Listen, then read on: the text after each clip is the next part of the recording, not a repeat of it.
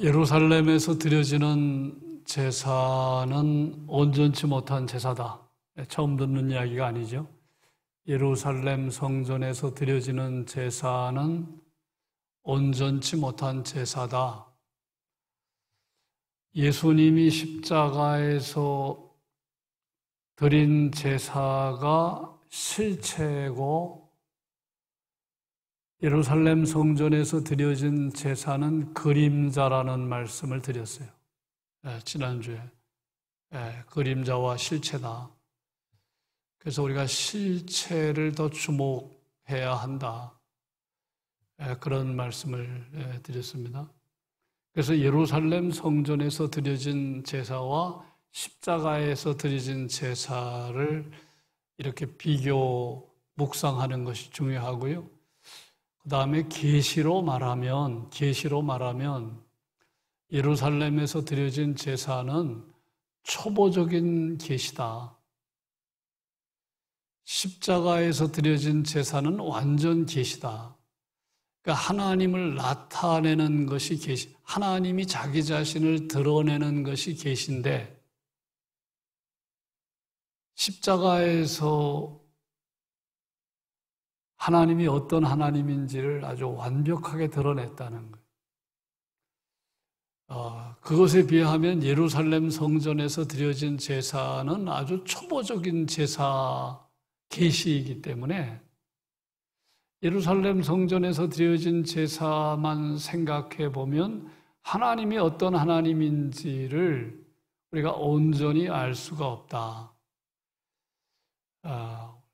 그런 이야기는 처음 듣는 이야기가 아닙니다. 자, 이 오늘 본문은 예루살렘 성전에서 제사를 드릴 때 사람들이 갖는 그 두려움,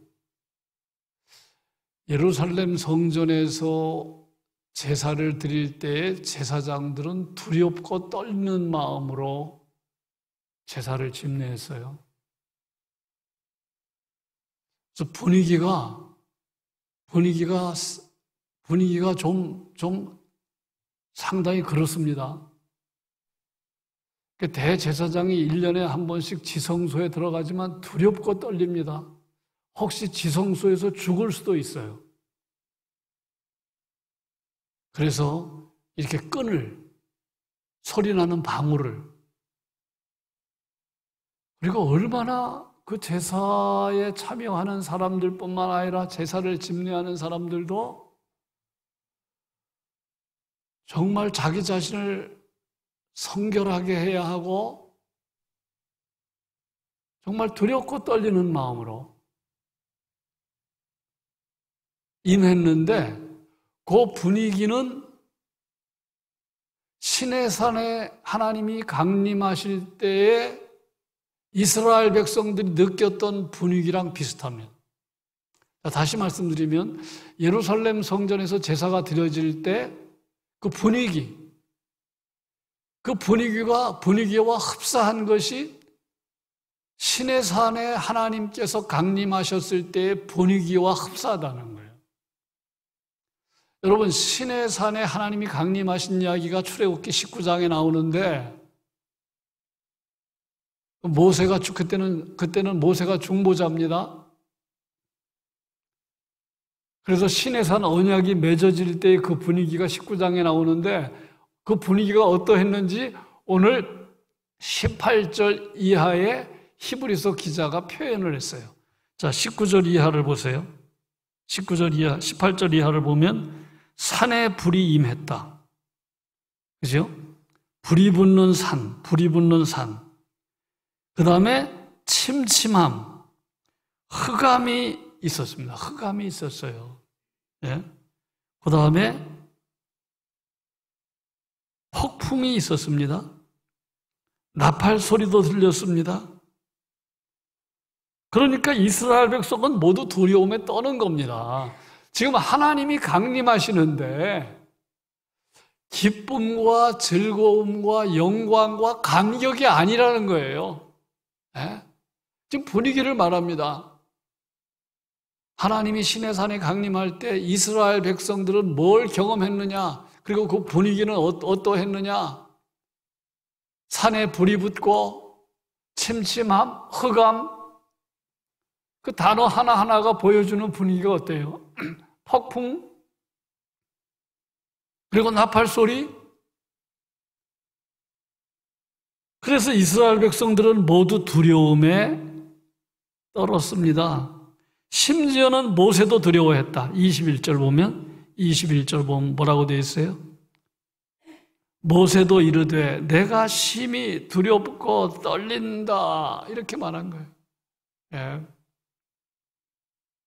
그리고 한편 함부로 들어갈 수 없는 영역이 설정되었습니다. 하나님이 강림하실 때는 함부로 접근할 수 없는, 누구나 가까이 접근할 수가 없는 거예요. 20절 그걸 말합니다.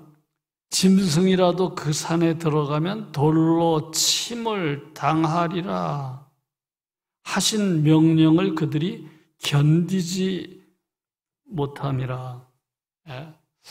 여러분, 이 이야기를 왜 하고 있느냐 하면, 이 시내산에 하나님이 시내산에 강림할 때의 분위기가 예루살렘 성전에서 드려지는 분위기와 흡사하다는 거예요. 예. 그러니까 그냥 제사장들은요, 대제사장은요, 두렵고 떨리는 마음으로 성소에 나가고 지성소에 들어가는 거예요. 예. 제사에 참여하는 사람들 또 마찬가지입니다. 예. 여러분 한번 생각해 보세요. 신앙생활이 이런 것이라면 얼마나 신앙생활이 재미없고 신앙생활이 얼마나 피곤하겠습니까? 우리가 하나님 앞에 나가는 게 이렇게 분위기가 이런 분위기라면, 예루살렘 성전에서 드려지는 제사의 분위기라면, 예. 시내산에서 강림할 때, 하나님이 강림하셨을 때 그런 분위기가 신앙의 분위기라면, 여러분 신앙생활이 얼마나 피곤하고 얼마나 재미없고 얼마나 매력적이지 못합니까? 그런데 일반적으로 다른 종교는 다 그런 분위기입니다. 다른 종교는 다 분위기입니다. 이 히브리서 기자가 얘기하는 건 뭐냐면, 이제 예수님을 믿는 성도들은 그런 분위기 속에서 하나님을 믿는 게 아니라는 거예요. 예. 굉장히 놀라운 얘기합니다. 예. 이제 예수님을 믿는 성도들은 그런 분위기와는 전혀 다른 분위기에서 하나님을 신앙하는 것이다. 막 두렵고 떨리고, 예? 막 분위기가 음습하고, 뭐 함부로 하나님 앞에 나가기가 어렵고, 그런 분위기가 아니라는 거예요. 예. 그것을 어떻게 설명을 했느냐 하면, 옛날 이스라엘 백성들은 이런 분위기가 있는 산에 이르렀는데, 이제 성도들은 그런 산에 이른 게 아니라 전혀 다른 산, 그걸 시온산이라고 표현했어요. 자, 22절 보세요. 22절 보면 뭐라고 이야기를 합니까? 너희가 이른 곳은 시온산이다. 너희가 이른 곳은 신의 산이 아니라는 거예요. 네? 이거 상징적인 표현이죠. 이제 예수 믿는 성도들이 경험하는 산은 신의 산이 아니다. 시온산이다, 시온산. 예. 이 시온산은 신의 산과 아주 대조가 되는 표현입니다. 예, 시온산이 막 두렵고 떨림으로 하나님을 경험하는 산이라면, 이 시온산은 은혜와 영광으로 충만한 산. 예. 하나님의 임재를 경험하지만 감격으로 경험하는 산. 예. 그래서 너희가 이른 곳은 신의 산이 아니다. 시온산이다. 예. 그래서 히브리서 기자는 이제 예수님을 믿는 성도들은 구약의 백성들처럼 예루살렘 성전에서 제사를 경험한 사람들과 전혀 다르게 하나님을 경험하는 사람들이다. 지금 그 이야기를 하고 싶은 거예요. 예. 시온산이라는 말 속에는 이제 그런 의미가 담겨져 있고요. 한편 성도들은 이제 영광으로 가득 찬, 은혜로 가득 찬 하늘의 예루살렘 성전과 맞닿아 있는 사람들이라. 조금 어려운 이야기 합니다. 자, 이걸 기억할 건 뭐냐면 예수 믿는 성도들은 시내산에 이른 게 아니고 시온산에 이른 것이고, 현재적으로. 따라서 현재적으로 하나님을 우리가 자유롭게 대면할 수 있고, 하나님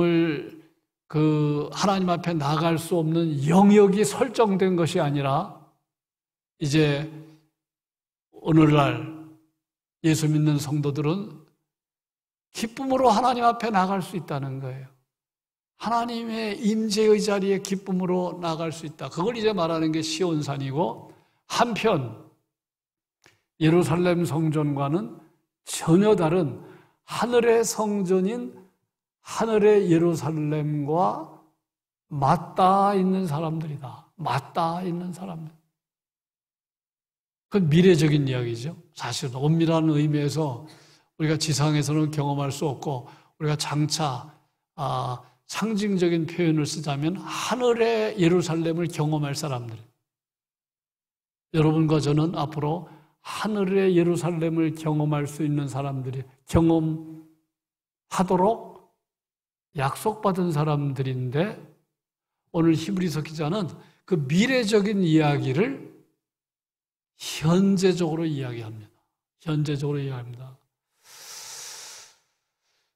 근데 하늘의 도성인 예루살렘이 어떤 분위기인지를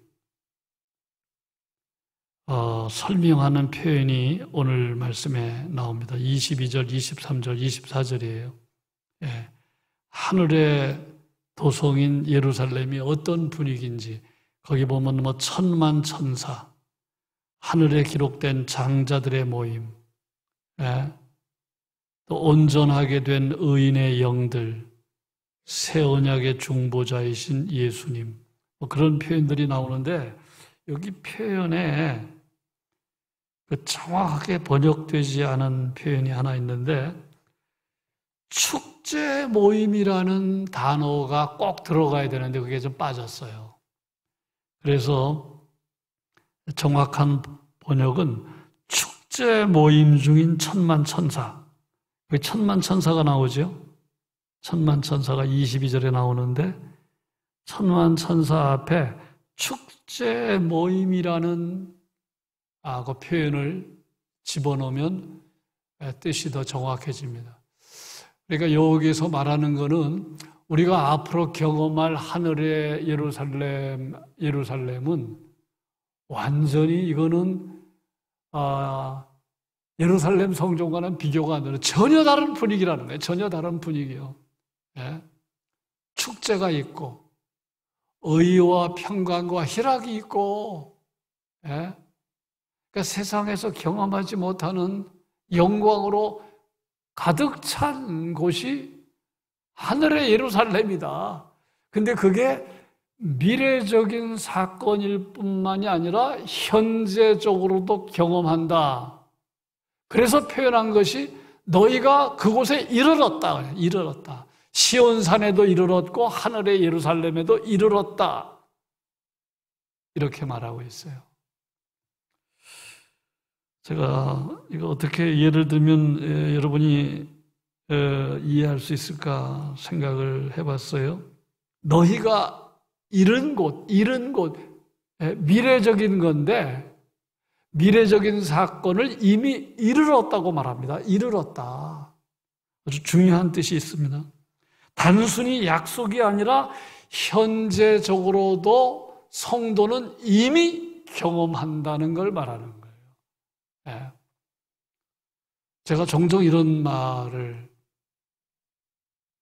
하죠. 여러분, 우리가 천국은요, 장차 경험할 세상이지만 현재적으로 이미 경험하는 세상입니다. 여러분 현재 천국을 이미 경험합니까? 예수 잘 믿으면요. 예수 잘 믿으면 마음에서 경험해요. 아, 이게 천국이구나. 여러분 제일 답답한 사람은 현재적으로는 천국을 전혀 경험함이 없이 미래만 소망하는 사람입니다. 그건 재미없어요. 다시 말씀드립니다. 천국을 현재적으로는 전혀 경험하지 못하고 미래만 경험한다? 여러분 그거는 정말 재미없는 신앙이고 문제가 많은 신앙입니다. 네. 지금은 전혀 경험하지 못하는데 죽으면 천국 갑니다. 여러분 그게 뭐가 신나겠습니까? 지금은 전혀 경험하지 못하는데 근데 성경이 말하는 약속은 단순한 미래의 약속만이 아니라 현재적으로도 경험한다는 걸 오늘 성경은 너희가 이르렀다. 시온산에도 이르렀고 하늘의 예루살렘은 장차갈 세상인데 이르렀다고 표현해요. 네. 결혼 날짜를 받은 신랑 신부는 결혼의 기쁨을 장차 경험하는 겁니다. 맞죠? 결혼 날짜를 받은 신랑 신부는 결혼은 앞으로 있을 일이기 때문에 결혼을 통해서 장차 아름다운 연합 그리고 신랑 신부를 만나는 기쁨을 경험하는 것은 미래입니다. 그러나 단순히 미래만이 아니라 결혼 날짜를 받으면 이미 신랑과 신부와 하나 되는 기쁨과 연합을 현재적으로도 경험해요. 네. 결혼하신 분들 경험했어요? 못했어요? 네. 그러니까 미래에만 경험하는 게 아니라 현재적으로도 신랑과 하나 되고 신부와 하나 되는 연합을 경험한다니까요. 네. 그거 생각하시면 돼요. 또 하나, 적금을 붓고 목돈을 타는 것은 미래입니다. 적금을 붓고 목돈을 타는 것은 미래지만 단순히 미래적인 사건이 아니라 그건 현재적으로도 기쁨을 경험해요. 아직 목돈은 타지 않았지만 적금을 붓는 사람들은 미래의 기쁨을 앞당겨서 경험해요. 그래서 소망이 있기 때문에 현재적인 어려움을 극복하는 겁니다. 네. 이게 굉장히 중요한 성경적인 개념이고 그래서 신학자들은 제가 전에도 얘기했는데 이미라는 말과 아직 아니라는 말을 신학자들이 사용해요. 영어로 already not yet 우리말로 이미 그러나 아직 아니다. 완벽한 천국은 아직 아니지만 이미 경험한다. 아, 놀라운 얘기잖아요. 네. 그래서 히브리서 기자는 네. 우리가 이미 시온산을 경험하고 있다. 그리고 하늘의 예루살렘을 이미 경험하고 있다. 그 말을 하고 싶은 겁니다. 그래서 22절 너희가 이르렀다. 너희가 이른 곳은 시온이다. 그리고 너희가 이른 곳은 살아계신 하나님의 도성인 하늘의 예루살렘이다. 아, 그렇게 표현한 겁니다. 예. 그러니까 이제 결론은 뭡니까? 신앙생활 잘하라는 거예요. 배교의 유혹을 물리치라는 거예요. 배교의 유혹을 물리쳐라. 그래서 이제 경고입니다. 경고 25절. 너희는 삼가 말씀하신 일을 거역하지 말라. 예. 그러니까 신앙생활 잘하라는 겁니다. 예. 배교의 유혹을 이기라는 겁니다. 극복하라는 겁니다. 그리고 결론으로 주신 말씀이 28절입니다. 28절 같이 읽습니다. 그러므로 우리가 흔들리지 않는 나라를 받았은즉, 여기서도 보세요. 흔들리지 않는 나라, 하나님께서 약속한 그 황홀한 나라를 받았대요. 이미 받았대요. 네. 엄밀한 의미에서는 미래에 받을 건데 이미 받았다 또 얘기하죠.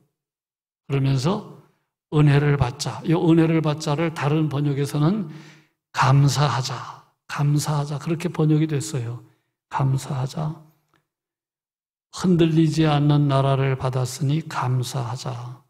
이로 말미암아 경건함과 두려움으로 하나님을 기쁘시게 섬겨라. 예.